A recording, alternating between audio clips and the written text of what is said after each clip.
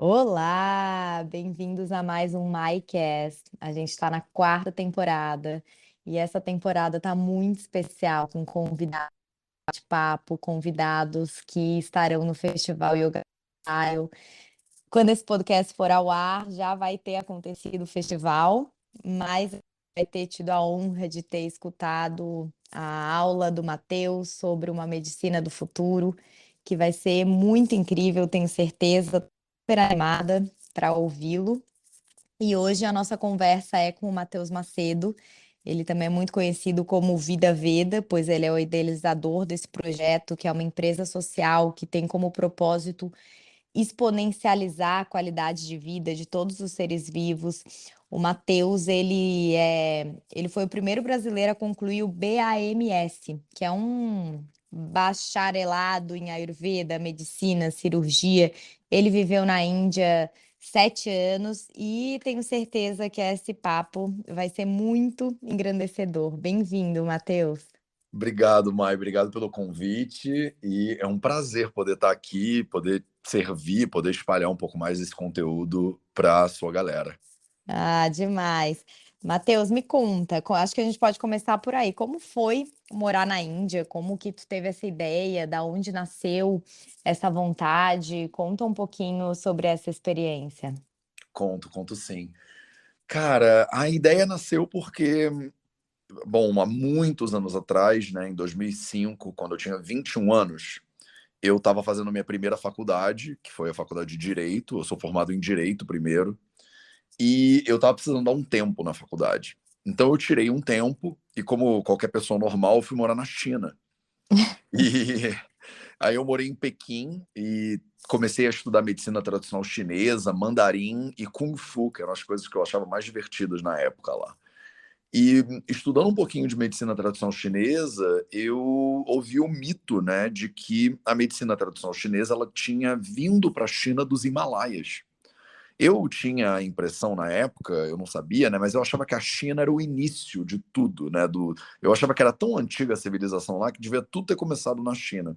E os chineses chamam o país, né, a China, em mandarim, né, o nome do país não é China, é Zhongguo, e que significa o país do meio, do centro.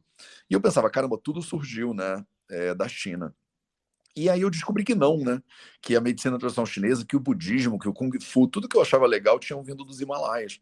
Aí eu resolvi, como qualquer pessoa normal, ir para os Himalaias, né? Então fui morar um pouquinho no Tibete.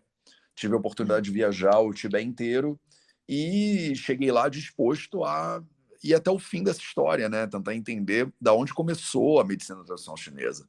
E os tibetanos me disseram a mesma coisa, falaram: olha, a gente tem um sistema de medicina aqui, que é a medicina tradicional tibetana, e foi o mesmo monge mitológico que levou a medicina tradicional chinesa para a China que trouxe a medicina tradicional tibetana para o Tibete. Só que ele veio do outro lado dos Himalaias.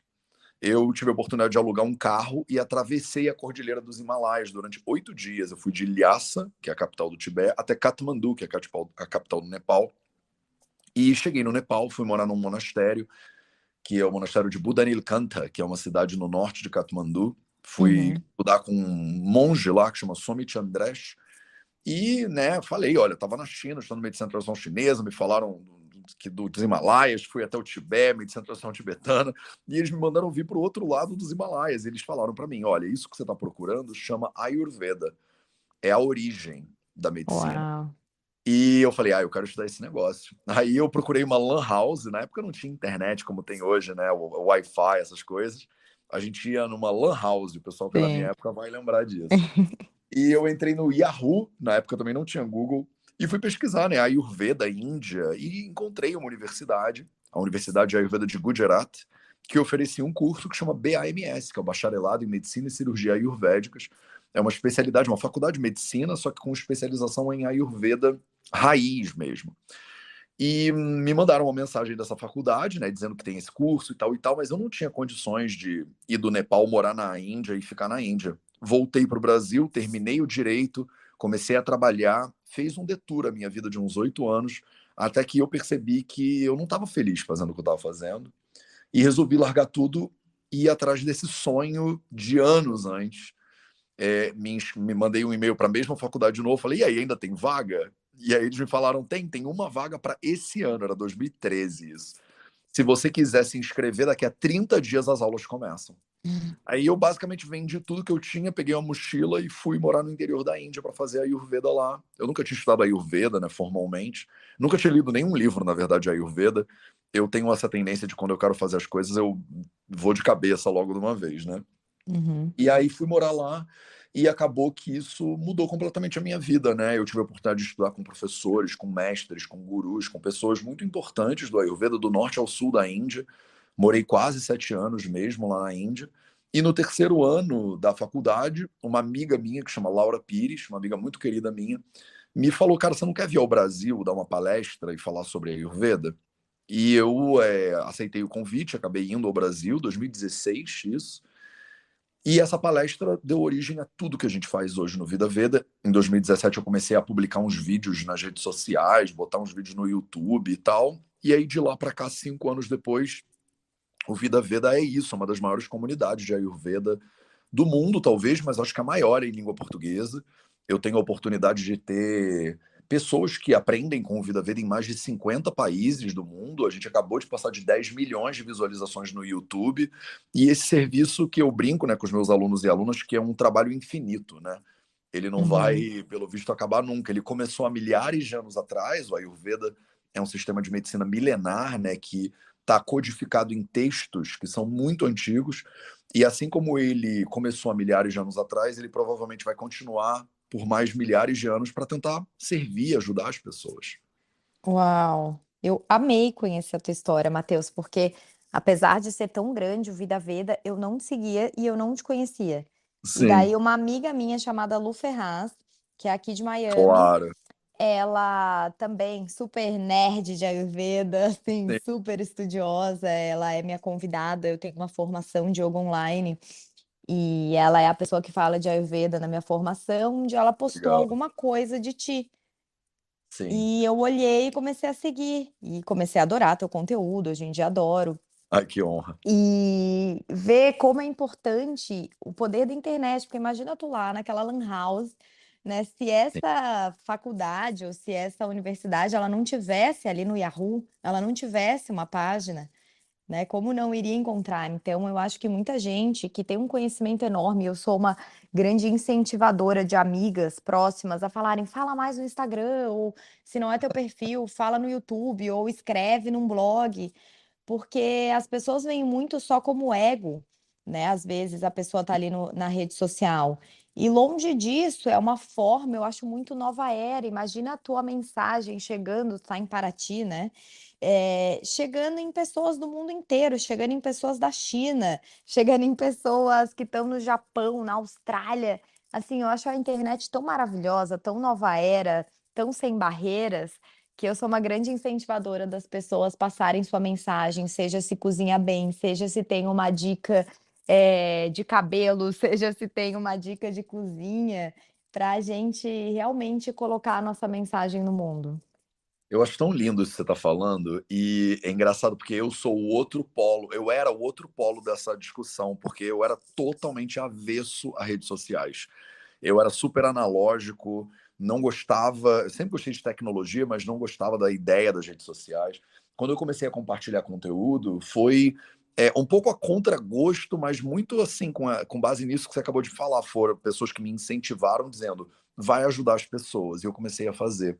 E hoje em dia, eu sou um hiper entusiasta, porque você vê, eu morei na Índia quase 7 anos e eu ficava no meu quarto, que era um cubículo, no interior da Índia, numa cidade chamada Jamnagar, que a maioria das pessoas nunca vai conhecer, transmitindo o conhecimento do Ayurveda tradicional que eu aprendi com os meus gurus de milhares de anos para pessoas do mundo inteiro na internet. E assim, eu nunca teria dinheiro, por exemplo, ou condição de pagar para aparecer na Rede Globo, ou, sabe, mecanismos de Sim. mídia, canais de mídia tradicional. Então, graças ao YouTube, ao Instagram, agora o TikTok, é que a gente tem a oportunidade de chegar a pessoas que estão buscando essa informação e que na minha época, eu tinha que buscar na enciclopédia britânica esse É, negócio. Eu ia ter que sim. pegar 25 livros que a gente tinha em casa, eu ia ter que ir lá na letra A para ver o que é a Ayurveda. E hoje em dia eu consigo interagir, como a gente já falou, né? Eu tenho milhares de alunos e alunas espalhados pelo mundo. Inclusive, a Lu Ferraz é uma aluna muito querida, que hoje em dia é professora da formação em Ayurveda do Vida Veda também. É. Então, é lindo como o mundo ficou pequeno, né? E a gente consegue encontrar a nossa tribo, não importa onde a gente esteja. Total, essas conexões. Eu já fui para a Índia, assim, antes de ter, né, tanta essa internet, já tinha, claro, celular e tal, mas Uhum. é tudo muito diferente. Eu acho que quem tá, chegou agora, assim, no mundo, né, as pessoas aí com menos, sei lá, de 20 anos, não conseguem nem entender como que era isso, ir num orelhão ligar para a mãe. E, né, escrever uma Total. cartinha, falar que estava bem, eu lembro eu escrevendo um e-mail para o meu marido falando que eu cheguei, assim. Não, eu viajei a China, a Índia, o Nepal, a Tailândia, com um livro, guia na mão, que a gente tinham vários. Eu usava um que chamava Lonely Planet. E Hum. você comprava o Lonely Planet Tibete, e você ia com um livro na mão, pedindo indicação no meio da rua, no meio do Tibete, entendeu? Não tinha GPS, Uau. coisas, era roots o negócio. E mapa, então, né? Então, assim, a internet é muito linda e eu já tive as minhas diferenças com redes sociais. Eu saí o ano passado de rede social e fiquei um mês e meio fora. E e eu vejo que é tudo o nosso ponto de vista, né, o nosso o driste ali, qual ponto de vista você está colocando, para onde você está olhando. A internet é muito, muito, muito maravilhosa.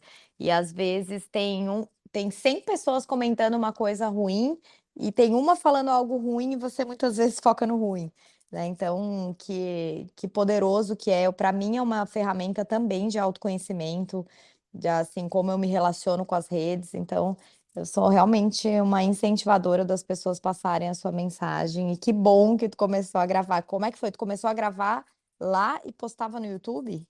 Eu tinha, na época não tinha laptop, nem, o meu celular era um Nokia de botão, então eu Hum. não, já o pessoal tinha, né, iPhone, essas coisas, eu aqui não tava sem, e fui pra Índia, comprei um Nokia de botão e falei, não quero ter essas coisas mesmo e tal, mas eu tinha um iPad, que era o que eu usava para mandar mensagem, para me conectar com as pessoas, então eu apoiava o meu iPad numa pedra, filmava com a câmera do iPad, editava no iMovie, que é um software que tem dentro do Sim. iPad, e subia no YouTube. Era basicamente isso que eu fazia.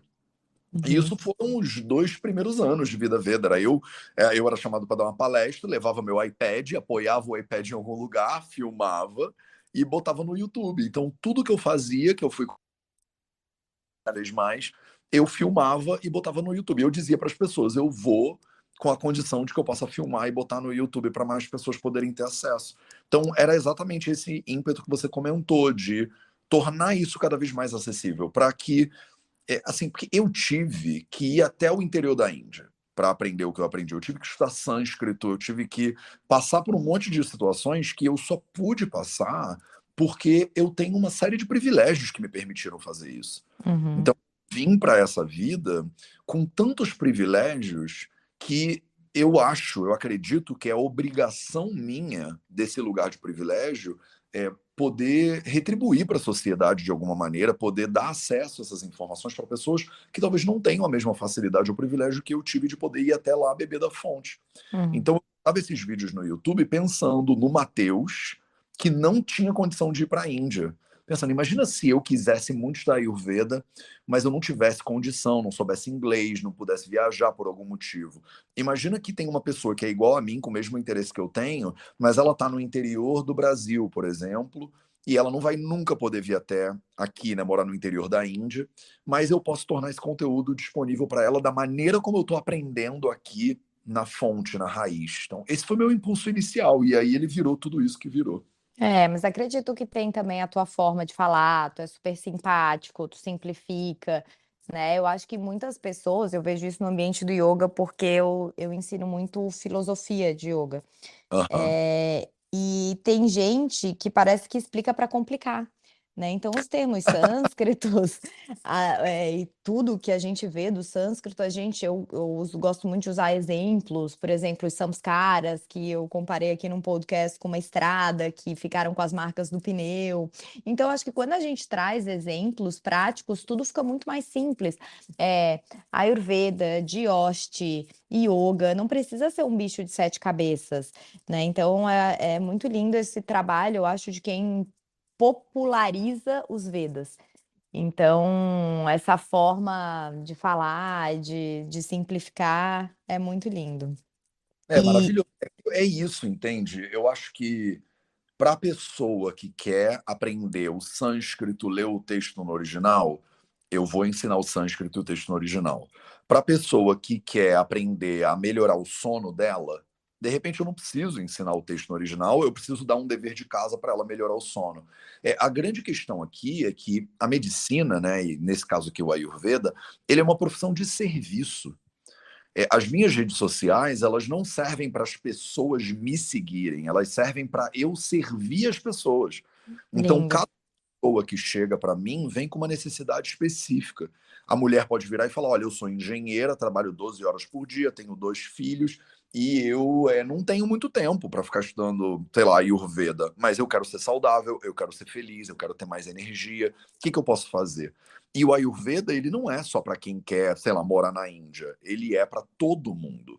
Se Sim, você acorda de manhã e sente que poderia ter mais energia, poderia ter uma vida mais vibrante, poderia estar mais plena, poderia ir dormir de noite com uma sensação mais tranquila, né? Se você está ansioso ou ansiosa, se você está deprimido ou deprimida, se você tem alguma coisa que te aflige, algum sofrimento, a gente diz, o Ayurveda tem um caminho para você ir de um lugar de sofrimento e insalubridade para um lugar de felicidade e saúde.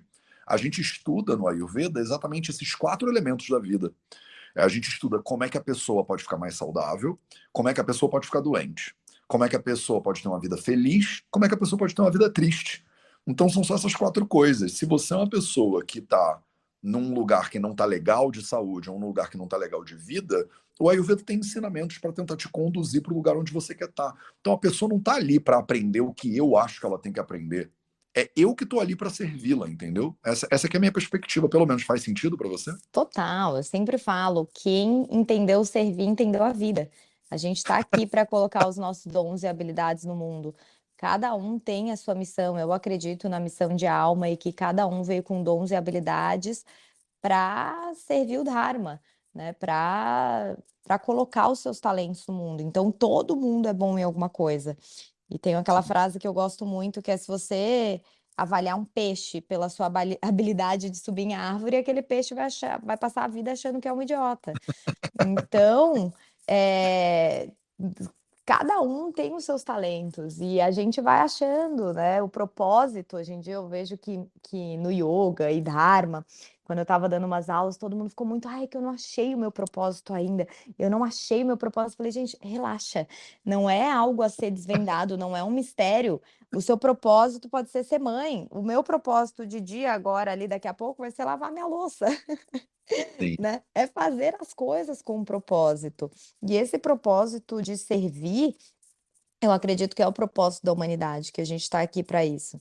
Então, por isso que está fazendo o sucesso que está, porque já começou com essa mentalidade de que eu estou a serviço.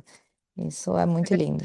É importante, assim, porque eu acho que as pessoas se confundem muitas vezes, e principalmente a gente que vem de tradição védica, é muito importante entender o tamanho desse movimento, né? O tamanho da tradição. Eu sou guardião, por exemplo, de um conhecimento que o livro mais antigo que a gente tem no Ayurveda tem uns 3, 4 mil anos de idade. Então, eu gosto de dizer que eu sou um elo de uma corrente que é infinita para trás e infinita para frente. E eu sou um elo. Eu não sou a corrente inteira. Eu não sou o elo mais brilhante da corrente. Eu não sou nada demais. Eu só sou mais um elo. É como se fosse uma corrida de revezamento de bastão, né? Eu peguei o bastão dos meus gurus, dos meus professores e estou passando ele adiante. Então, o meu dever aqui não é para me promover, não é para eu ser o bambambam bam, bam do Ayurveda. É para o Ayurveda chegar às pessoas e poder beneficiar a vida dessas pessoas. Eu acho que quando a gente tem essas duas compreensões, a primeira compreensão que você colocou muito bem, que viver é servir. Se você está num lugar que você tem o privilégio, e é um privilégio no mundo que a gente vive hoje, de ter o que comer, ter onde morar, quer dizer, tem suas necessidades básicas supridas, a base da pirâmide de Maslow, ela está dominada. Então, depois disso, ou você entende o serviço, ou você começa a tentar entupir esse vazio que surge com coisas. E aí você vê um monte de gente doida por aí, que a pessoa ganha milhões de dólares e não sabe o que fazer. Aí compra 500 carros, 800 Rolex. E aí você fala, cara, a pessoa está tentando tapar um buraco com coisas que ela só vai conseguir nutrir de serviço. Então, esse é o primeiro aspecto que eu acho fundamental da nossa jornada, do nosso Dharma, como você falou muito bem. E o segundo aspecto é entender o teu devido tamanho. O planeta Terra nem é tão grande assim. Sim. Comparado com outros planetas no nosso sistema solar ou na galáxia. E o ser humano é um bicho de 1,60 m a 1,80 m mais ou menos. É muito, entendeu? É nada o que a gente é.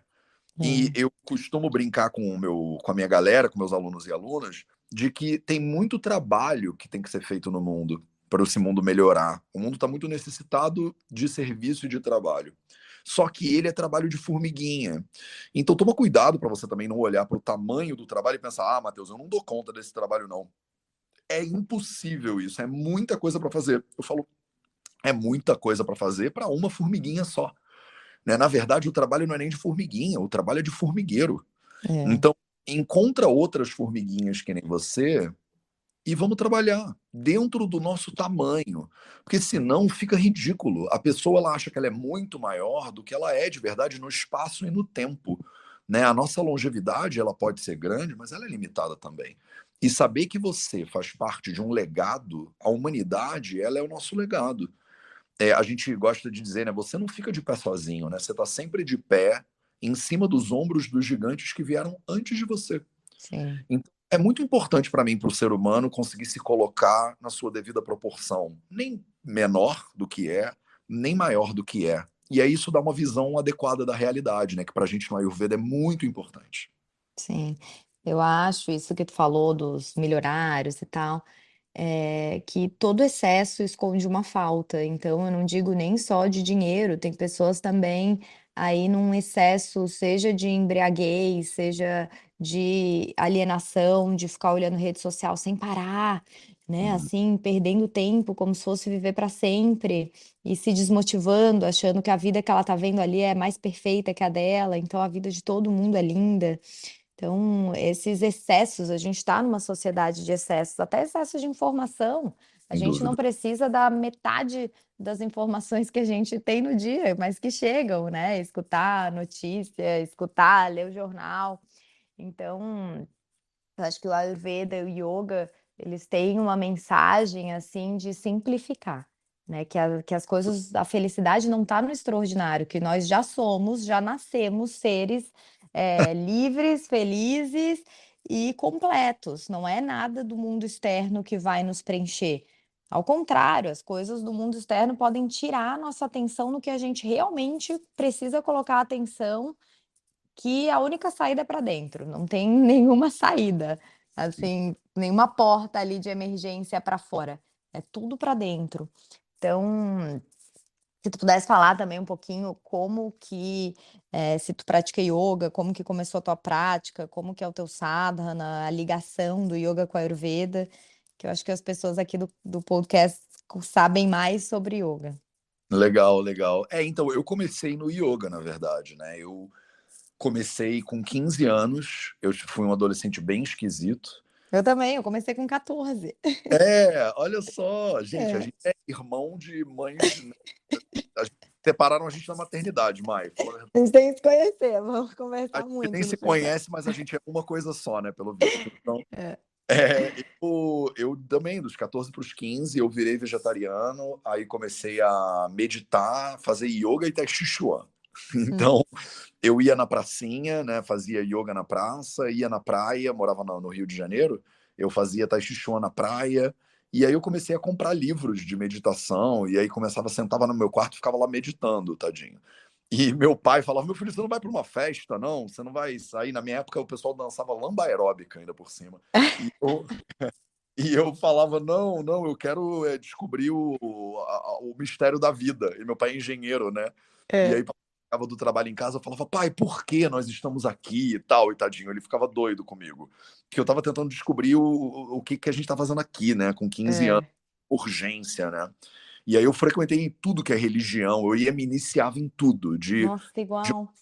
é, de religiões cristãs até da Shonin, mosteiro tibetano, eu fazia tudo, né? E ia aprendendo, ia me nutrindo com aquilo de Umbanda e Candomblé, tudo, tudo, tudo eu ia e queria aprender mais, queria saber como é que era. Eu era fascinado pelo fenômeno religioso. Eu lia muito filosofia também, eu lia assim, falava Zaratustra com 15 anos no recreio do Hum. colégio, sabe? Mas tu E achou tua turma? Tu chegou a achar tua turma? Assim, tu eu tinha uns amigos assim como tu ou não? não, eu não tinha amigos como eu. Eu tinha um monte de gente muito mais velha que eu gostava de ficar junto, assim, porque É. na época, o yoga, quando eu tinha 15 anos, tem 23 anos isso, eu Uhum. praticava com a galera do Hermógenes, no Rio de Uhum. Janeiro. Não tinha tapetinho de yoga ainda, Não. sabe? O yoga Era. não é o que ele virou, né, hoje. É. Não tinha roupinha de yoga, a gente fazia yoga de sunga, né? Era quanto menos Uhum. roupa para incomodar você, melhor. E tinha um elemento muito raizão, assim, eu acho, né? Que tava daquela galera que praticava yoga da década de 70, da década de 80, que era uma galera meio vegetariana. Então, aquela era mais ou menos a minha turma, mas eu era um adolescente. Então, eu não era que aquela era a minha galera. Minha galera era a galera do colégio, minha galera eram os meus amigos mesmo, que não, assim, respeitavam que eu era estranho e me acolhiam no grupo. Eu sempre tive muitos amigos também. Eu não era aquele nerd que ficava no canto, mas Uhum. eu era muito nerd. Eu passava o meu tempo inteiro que eu podia, eu tava lendo, Eu sabe? também. E pensando, sabe? Então, a minha jornada começou mesmo no yoga com 15 anos, com o vegetarianismo, com yoga, com tai chi chuan, com kung fu, com essas coisas. O Ayurveda entrou na minha vida recentemente. É que eu não falo no Vida Veda sobre yoga, porque eu acho muito importante criar delimitações claras entre essas teorias diferentes para as pessoas. Porque um problema que eu fui vendo, né, quando eu comecei a ensinar Ayurveda, é que todo mundo falava de tudo. Então tinha gente que é especialista em astrologia védica, em yoga, em ayurveda, em vedanta, e aí para a pessoa que está começando a aprender, ela acha que é tudo meio que a mesma coisa. Ela não consegue entender que são paradigmas até diferentes de pesquisa, né, da realidade. E aí eu evito muito falar sobre o yoga, apesar de que eu estudo yoga há 23 anos, eu nunca trago o yoga como centro. Tanto que hoje a gente tem o perfil que chama Yogalaya, que é a escola de yoga, né, do Vida Veda, digamos assim. E lá o Caio, que é o professor de yoga que dá aula no Yogalaya, vai estar comigo, inclusive, no festival. Ele vai lá me acompanhar, porque ele é meu brother, meu irmão praticamente. Ele é que dá as aulas de yoga, de filosofia, ele faz leitura do Yoga Sutra de Patanjali, por exemplo. Então a gente é bem nerdão assim, mas eu sempre foquei no. O Vida Veda é sempre muito, muito, muito focado no Ayurveda para as pessoas entenderem o que é Ayurveda e não confundirem o Ayurveda com outras linhagens de pesquisa védica, né? Então é Sim. mais ou menos essa a minha jornada.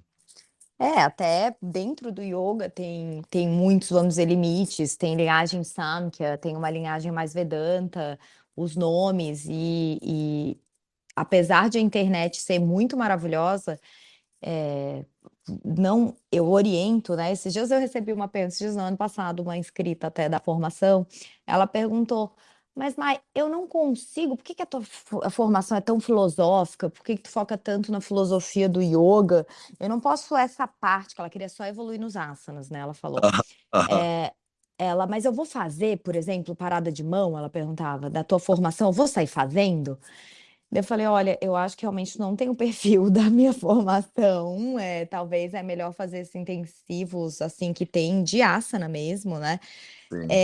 A minha formação, ela é realmente bem filosófica, daí ela perguntou, mas eu não posso aprender essa parte de filosofia toda no YouTube? Eu falei, pode, mas às vezes a gente está fazendo buscas e a pessoa entra num caldeirão ali, numa miscelânea, que ela nem mais entende, que uma hora fala Atma, outra hora ela fala Diva, e sabe, e às vezes vai confundir ela sair assim. Eu fui muito autodidata em muitas coisas, tenho esse perfil de estudando, mas é bom ter uma orientação. Então, imagina, né, como tem o Vida Veda, ter uma orientação de, ó, vai estudando por aqui. Você pode estudar material complementar, no YouTube, livros, pode e deve, mas eu acho que é imprescindível ter alguém guiando ali, sabe? Sim, Mostrando, tirando dúvidas. Então, por um lado, que o YouTube é muito maravilhoso e Google é maravilhoso e internet é maravilhosa, uma pessoa que quer estudar sozinha, às vezes ela acaba se confundindo, como a gente falou agora, né? Seja no Ayurveda, seja em pontos de vista, e misturando tudo e depois não sabe mais nem sobre o que que aquilo estava falando. Então, esse exato. seria uma, um conselho para alguém que está ouvindo, algo que você quer, procura uma linhagem. Depois pode até quebrar todos os padrões, né? Quebrar tudo aquilo. Por exemplo, eu mesmo comecei nos anos 2000 praticando com The Rose, porque era o Aham, que tinha. Dos anos 2000 era Hermógenes, eu sou de Santa Catarina, eu sou de Floripa, e o que tinha eram escolas do The Rose, não tinha assim sim. formação de yoga naquela época a cada esquina, como tem hoje. Então, eu acho que muita gente da velha guarda também, que começou comigo nos anos 2000 era o que tinha. Depois precisa continuar naquilo, se você estudou, se você não compartilha de alguns pontos de vista. Não, depois você pode, né, explorar mais. Mas também é muito bom quando no meu ponto de vista, para de ser um buscador e se encontra em algo para se aprofundar. A gente não fica mais atirando para todos os lados como a gente era quando era adolescente, curioso ali, né? Ah, então agora eu vou aqui, Tai Chi, vou no budismo, daí no candomblé, Aham. né? A gente pode ter essa visão aberta, mas eu acredito que se aprofundar em algo te traz mais profundidade. Qual que é o teu ponto de vista? Não, concordo 100% com você. Eu acho que você vai gostar de conhecer o Caio também. Ele também começou a formação dele pelo The Rose e hoje em dia estuda na tradição do Krishnamacharya. E é isso, assim, você vai aprendendo muitas coisas primeiro, molhando o pezinho, mas é muito importante em algum momento sentar com alguém que você realmente tenha confiança e saiba que tem um estudo sólido para você poder se aprofundar num aspecto. Porque na verdade, todas essas tradições estão levando a pessoa para o mesmo lugar. Só que elas levam a pessoa para o mesmo lugar de origens diferentes.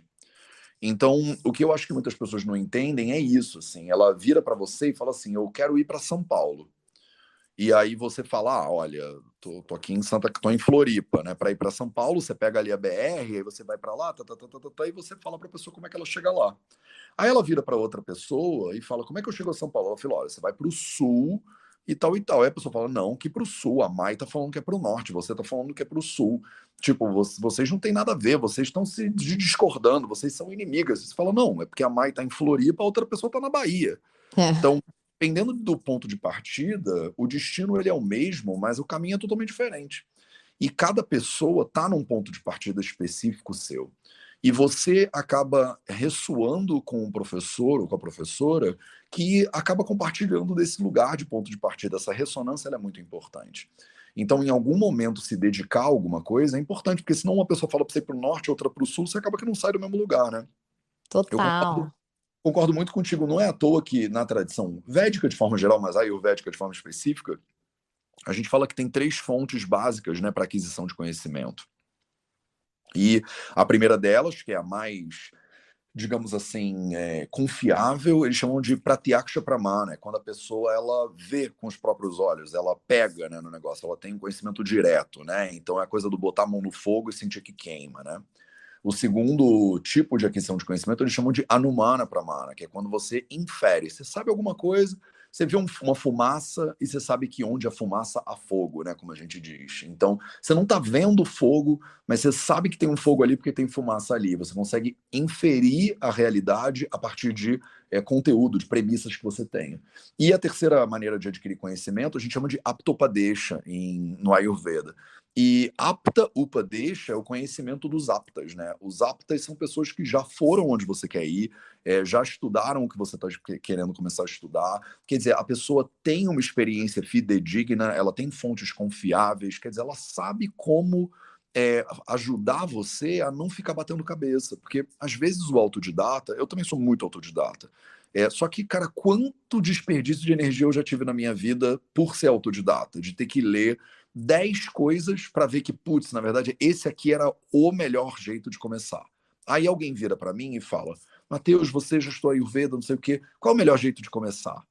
Aí eu vou virar para a pessoa e vou falar para ela cometer todos os erros que eu já cometi? Claro que não. Eu falo, olha, Sim, eu li esses livros todos aqui, de repente todos eles são bons, mas eu acho que para você que está começando, como é que é o teu perfil? Ah, eu sou assim, assim, assado. Como é que você gosta de aprender? Eu gosto assim, assim, assim. O que que você está enfrentando na sua vida agora? Eu estou enfrentando isso e aquilo. Olha, eu acho que para você começar por aqui pode ser o mais proveitoso de todos. E aí é como se fosse uma mão de um irmão mais velho, né? Eu tô meio que dando uma moral para a pessoa, como a gente fala no Rio de Janeiro, para ela não ter que ficar batendo cabeça, né? Indo na direção errada. Mas assim, uma coisa ela não anula a outra.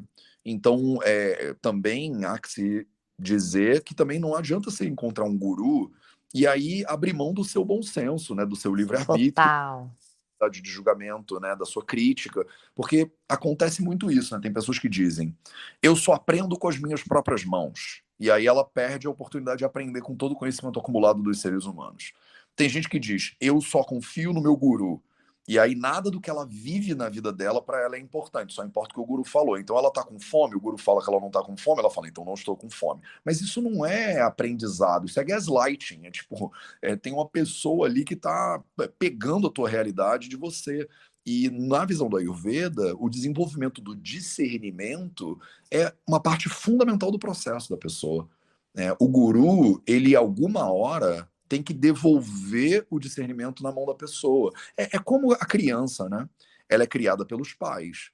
Então, no momento que a criança está começando o aprendizado dela, ela recebe o discernimento, de certa forma, entre aspas, de fora para dentro.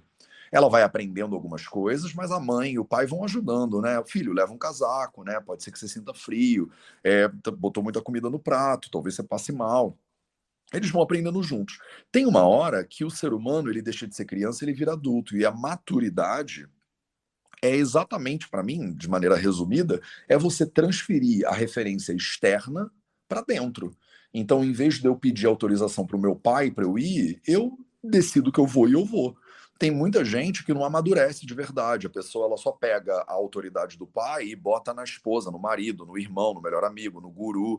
E aí ela continua sendo uma criança, na verdade, continua imatura, de certa forma, porque ela precisa de validação ou de discernimento externo. Então, dentro do aprendizado védico, de forma geral, e ayurvédico de forma específica, a pessoa ela começa aprendendo com alguém que sabe mais do que ela, mas alguma hora o professor tem que dar alta para o paciente, né? Ele tem que dizer, olha, você agora tem que cometer seus próprios erros. Não vai ficar confiando só no que eu falo ou vivendo a vida da maneira como eu acho que você tem que viver, porque senão você não é um adulto de verdade. Nossa, que maravilhoso isso. Já temos o corte do nosso podcast, que vai ser esse, porque é perfeito isso. E eu vejo também que o que eu mais quero é que as minhas alunas me sejam mais evoluídas que eu, né? Eu vejo muitos gurus com esse ego e até limitando os seus discípulos e quase se assemelhando de uma seita religiosa, como não pode questionar, né?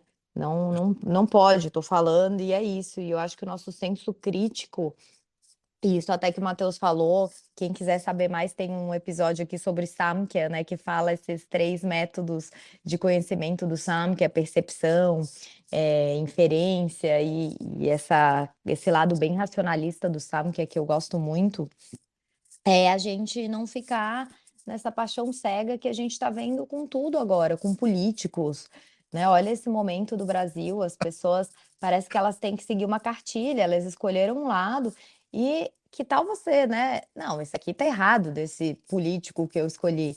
Não, as pessoas querem passar pano, né, para tudo, para justificar um lado que elas escolheram. E essa emocionalidade, essa paixão cega nos emburrece, né? A gente perde algo que é muito lindo, que é a nossa curiosidade, que é a gente não aceitar tudo. Não é que vai ser um revoltado ali, né? Questionar tudo, um adolescente. Mas é isso, é deixar de ser a criança que precisa dessa aprovação e que precisa dessa obediência aos pais, essa obediência que não deixa ele explorar quem ele realmente é, os desejos. E não, hoje eu não quero comer a cenoura. Hoje eu quero ouvir o meu corpo tá pedindo que eu quero comer batata. Então, isso é muito maravilhoso. Eu concordo completamente e quero, né, que essa mensagem chegue em maior número de pessoas mas principalmente professores de yoga que às vezes se colocam também nesse pedestal. É muito interessante porque a gente determinou que a pessoa é adulta depois dos 18 anos de idade, né? Aí nos Estados Unidos, às vezes, depois dos 21, né? Uhum, Mas não é a idade que faz maturidade, né? A maturidade é essa habilidade que a pessoa tem dela conseguir ter o próprio discernimento dentro do coração dela. Dentro dos textos clássicos do Ayurveda, né, o nosso livro mais caçulinha chama Ashtanga Hridayam, ele tem 1.500 anos mais ou menos. No primeiro capítulo dele, são 120 capítulos. No primeiro, ele fala das 3 terapias básicas para os doshas da mente. Quando a pessoa está com a mente desequilibrada, tem 3 terapias básicas que a gente tem que fazer. Ele chama de Dhi, Dhairya e Atma Devijnana.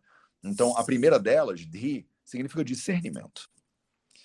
Discernimento, a habilidade de saber o que é bom para você e o que é ruim, de saber o que você quer e o que você não quer.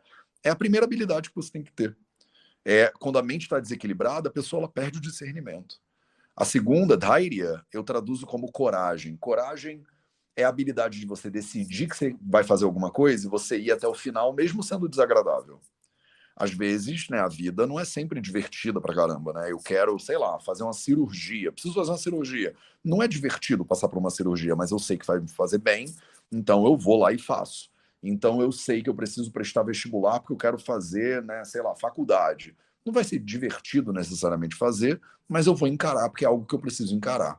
E essa habilidade de você saber o que é bom para você e ir até o final no projeto é também uma terapia da mente. E a terceira, Atma de Vijnana, é o conhecimento Vijnana de Atma e Adi, que é basicamente o que você é de verdade. Tem um desequilíbrio que os nossos textos falam que é a base de todas as doenças dos seres humanos. Eles chamam de Pragnya Parada. Né? E Pragnya Parada é quando acontece parada de Pragnya. Né? Você não consegue conhecer a verdade mais. É como a pessoa, eles dizem assim, né? A pessoa confunde o que é eterno pelo que não é eterno. uhum. Confunde o que é ela com o que não é ela.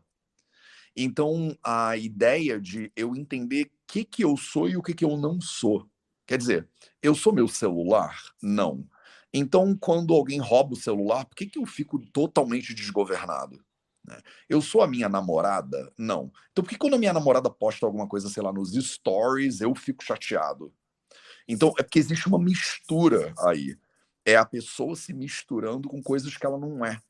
E isso, no yoga, eles chamam de kleshas, né? E o Uhum. primeiro klesha, que é a vidya, né? A ignorância, a falta de conhecimento, a falta de sabedoria, é a falta de conhecimento, a falta de sabedoria a respeito de quem você é em primeiro lugar.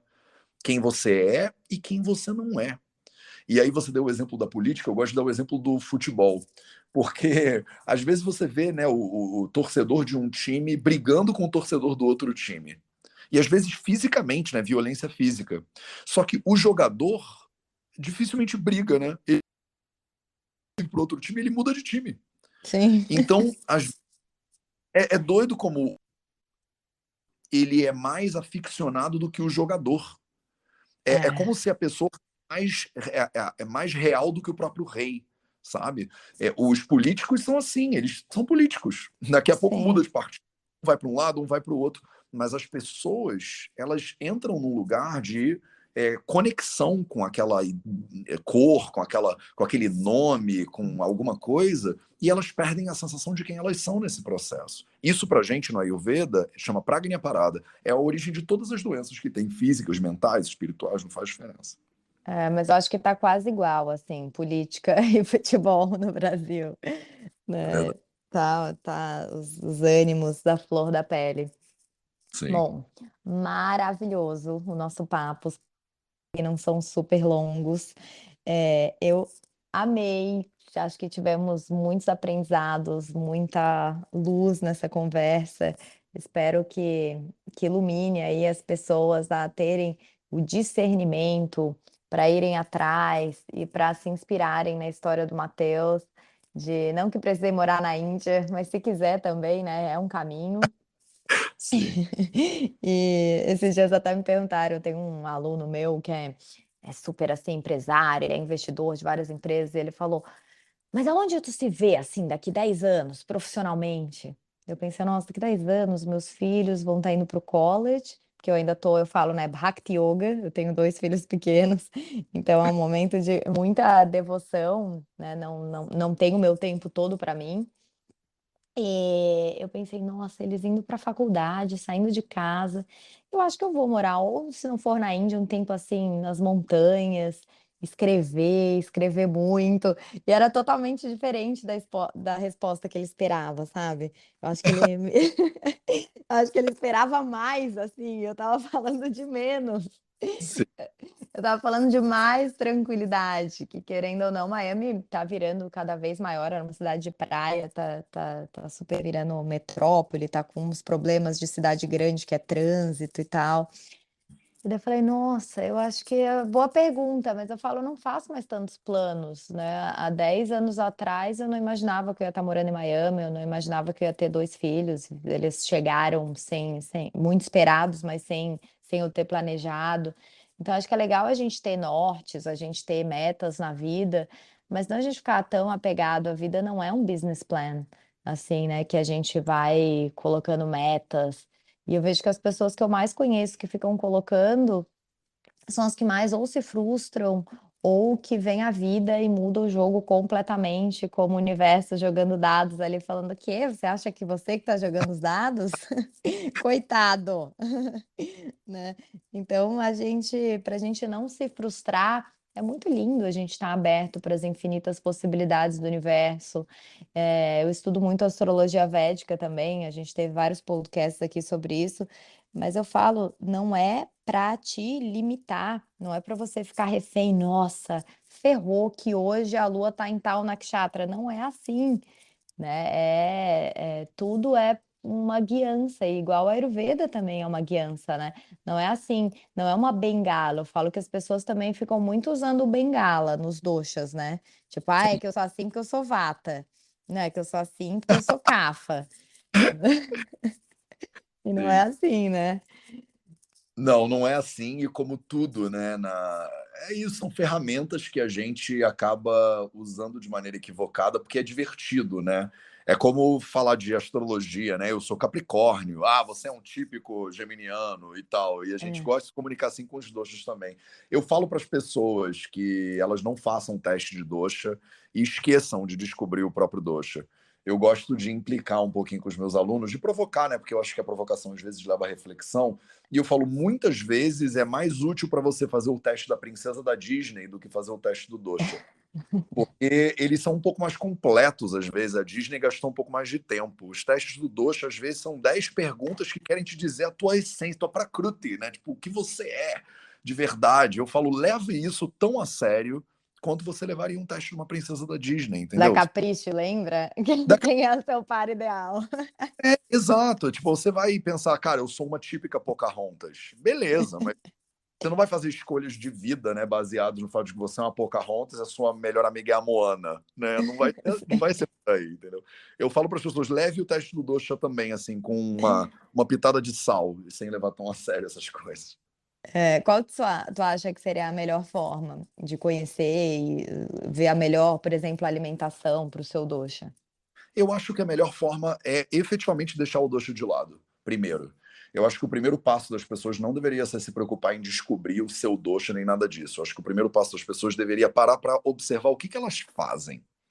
Quando você fala de alimentação, por exemplo, a pessoa ela larga a orientação dos pais de como comer, passa por uma nutricionista para ver como vai comer, depois faz o teste do dosha e descobre no Ayurveda como ela deveria comer, mas ela nunca para se observar como ela deveria comer. Aí ela come no horário que algum mestre falou, mas ela não está com fome naquele horário. Eu falo para os meus alunos fazerem um diário alimentar de 3 dias. Eu falo, anota tudo que você come. Vê se tem alguma coisa aí que você acha que não te faz muito bem. Sublinha essa coisa de vermelho. Depois de sublinhar essa coisa de vermelho, para pensar, será que dá para substituir ela por alguma coisa que você acha que te faz bem? Quer dizer, antes de buscar referência fora, por que a gente não começa buscando referência dentro? Né? Tem coisa que você come que você sabe que você não deveria estar comendo, que não te faz bem. Você vai buscar referência no Vata, entendeu? No Nutri. Você É. sabe que faz bem, busca referência em você primeiro. E aí depois que a pessoa já olhou para os 4 pilares da saúde dela, para a alimentação, para o sono, para o movimento e para o silêncio, aí eu falo, tá bom, agora vamos começar a estudar Ayurveda. E não vai ser primeiro determinando qual é a sua Prakruti, vai ser primeiro entendendo qual é como se observar. A gente tem um capítulo que chama Dinacharya Dhyayam, é um capítulo do Ashtanga Hridayam, por exemplo, que fala sobre as rotinas diárias dos seres humanos. Esse capítulo, né, em sânscrito, ele começa assim, ele fala assim, Brahme muhurta utistet sostoraksharta mayushaha sharira chintam nirvartya. Então ele fala, você deveria, primeiro de tudo, acordar cedo. Assim que você acorda, qual é a primeira coisa que eles recomendam que você faça? Ele fala, Sharira Chintam Nirvartya. Você devia parar para se observar, para observar o seu corpo. Não é parar para raspar a língua, para passar óleo na cabeça, para fazer a dieta do dosha. Não é nada fora. É dentro. É parar para se observar. A maioria das pessoas, elas acham que estão abalando no Ayurveda, de novo, que nem a gente já falou, seguindo recomendações que alguém falou de fora para dentro. E as recomendações mais básicas do Ayurveda são: descobre quem você é de dentro para fora. Devagar, com calma, sem pressa. E o corpo Devagar. dá todos os sinais, né? O corpo é um grande mestre. É o único mestre que você precisa. Já me perguntaram várias vezes isso, né? Matheus, se eu tivesse que, sei lá, resumir o conhecimento do Ayurveda, ou já me perguntaram, se você tivesse que jogar fora tudo do Ayurveda e só salvar uma coisa, o que você salvaria? E eu falo sempre, se eu fosse tocar fogo em todo o conhecimento do Ayurveda e só salvar uma palavra, eu só salvaria a palavra presença. Porque a pessoa que memorizou todos os textos do Ayurveda e não tem presença, os textos não servem para nada. Uma pessoa que não sabe nada de Ayurveda, mas ela tem presença, ela descobre o Ayurveda aos poucos. Lindo. Demais. E isso com tudo, né? Isso no yoga, de novo, a gente vem, a pessoa que ali tá falando, por isso que tem um mestre que é o Patabi Joyce que fala que yoga é 99% teoria e 1% prática. Tem gente que fala, eu discordo, porque yoga é prático e blá blá blá. Sim, mas é para colocar em prática a teoria. A teoria não serve para nada se for para você ficar falando, repetindo, né? E você não tá aplicando. Então. Esse ensinamento é muito lindo e eu gosto muito dessa presença de sentir os cheiros de manhã, como é que você acordou, se você acordou cansada, o que pode te ter feito acordar cansada naquele dia, se foi o horário que dormiu, se foi algo que comeu à noite, se foi algo que sonhou. Então, acho que as pessoas estão perdendo realmente essa habilidade de swadhyaya, de autoobservação, de Sim. autoestudo, que é a ferramenta mais linda. Eu acho que também para o yoga serve isso, né? Se fosse tirar todos os ensinamentos do yoga, deixa só o Swadhyaya, que é essa autoobservação. Eu acho que não é nem diária, não é só de manhã, é de minuto a minuto. É, o que você comeu, almoçou, o horário que almoçou. Eu já tive muitas amigas, né, da Ayurveda que falavam, não, é que você é vata, você não pode fazer jejum. Você não pode fazer jejum tão longo, mas assim, não foi só uma. E eu falei, gente, mas assim, me faz bem. Como eu dou aulas de manhã, eu não consigo fazer uma torção, fazer invertida e também me dá sono comer. Então, eu gosto, né, do jejum. Ainda bem que hoje em dia também tem as linhagens que começaram a falar que faz bem jejum, Sim. porque sempre me incomodaram muito com essa questão do jejum. E eu faço de ouvir meu corpo desde sempre, assim, de manhã. Às vezes eu como, se me pede para o meu corpo, me pede para comer de manhã quando acordo, mas no geral, não. Então, essa questão de não fica assim, né, cegamente nas pessoas, porque por um período eu parei de fazer jejum porque me falaram, não, você é vata, jejum agrava vata, não pode. E eu escutei essa pessoa e comecei a comer de manhã e não me fazia bem. Eu ia praticar e eu ficava enjoada. Então, o E seu corpo é o seu maior mestre. olha que coisa mais linda que você está dizendo. Alguém que sabe a Ayurveda, supostamente, me diz o que eu tenho que fazer. Aí eu vou lá e faço e me sinto mal. Aí eu vou lá e faço o que eu sinto que eu deveria fazer e me sinto bem. Quem é que ganha aqui? É a pessoa de fora ou é a sua percepção do seu próprio corpo? Não tem como comparar. E você, assim, Eu convido essas pessoas que estão querendo aprender mais de Ayurveda, que estão ouvindo aqui a gente, ou essas pessoas que você conhece, a virem estudar um pouquinho Ayurveda de acordo com os Samhitas. Porque não é assim. A pessoa que é para Kruti Vata, ela pode jejuar. Principalmente de manhã, que é um horário típico de Kapha Dosha, inclusive. Às vezes a gente precisa jejuar para ativar o Agni. Então, o conhecimento do Ayurveda, ele não é nem um pouco simplório nem quadrado, que todo mundo, imagina, o mundo é dividido em 3 tipos de pessoas e um terço tem que fazer tudo igual. Não tem. O Ayurveda é uma medicina de precisão. A gente tem que ter habilidade de olhar para além dessas ideias que a gente tem de doshas, inclusive a Prakruti, que é o que eles falam quando chamam que você é Vata, que você é Pitta, é um dos 10 elementos que a gente tem que analisar num ser humano, quando a gente olha para um ser humano, e é um de 10 elementos, não é o elemento. Então tem muitos outros elementos que têm que ser observados. O Ayurveda, para quem quer estudar, tem um nível de complexidade muito interessante para ser observado, e quando ele é simplificado, fica ruim. Não, é o exemplo do teste da Capricho, né? É igual falar, não, porque você é capricorniano, então você é assim, assim, assim, assado, sendo que a gente tem 12 casas do zodíaco, né? E Tem, quadratura, e triângulo, e no sextil, e um monte de aspectos, e no Védico ainda é Nakshatra, e a lua, não sei é, o que, e Urahu, entendeu? Um monte de gente, não é só o... total. Nós somos um universo, cada ser humano é um universo, né? Então, ficar e por isso, gente, esqueçam as caixas. Não é pensar fora da caixa. É, Não tem não caixa. tem caixa. Isso te dá uma liberdade, porque afinal de contas, tudo isso é para quê, né? Para a gente se libertar. Não é É, para a gente ficar com mais e mais prisões. Então, nossa, perfeito. tô muito animada para te ver e as pessoas vão estar ouvindo, né? Já vai ter acontecido o festival, mas entrem, né? Conheçam o Vida Veda, conheçam o Matheus lá no seu Instagram, no YouTube tá como, Matheus?